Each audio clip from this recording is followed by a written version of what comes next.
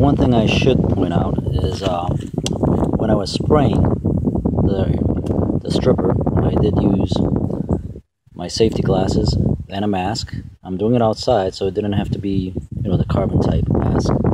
And I stayed upwind, as you saw.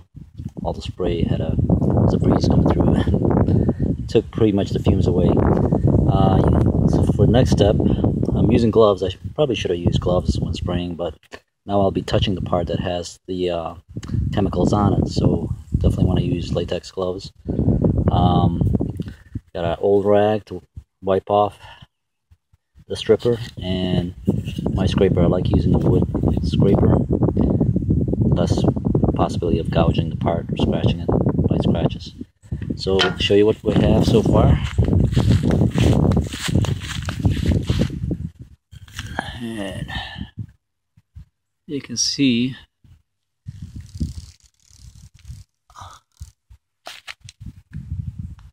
on the side here how it's bubbling. So it's pretty much ready in about 10-15 minutes. And it's going to be kind of difficult to show. So I'm just going to show you a little part of it and how it'll come off. And you can see the lacquer coming off. That stripper is great stuff. And I probably could have just wiped this stuff off.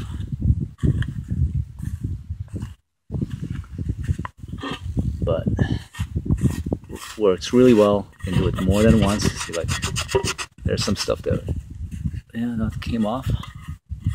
So anyway, good stuff. I'll continue taking lacquer off,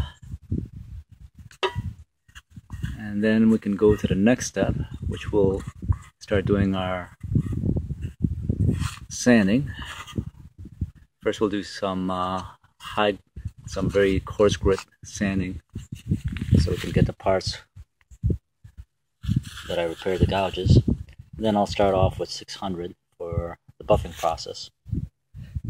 Probably go up to, let's just say 800 or 1000, and then take the buffing wheel. Just found, a lot of people like to go 400, 600, 1000, 1500, 2000, and I don't think it's really necessary. You're gonna get the mirror shine that's gonna last by just using a couple of different grits. I'd like to start with 600, and I've just used 600 and haven't got good results with the buffer.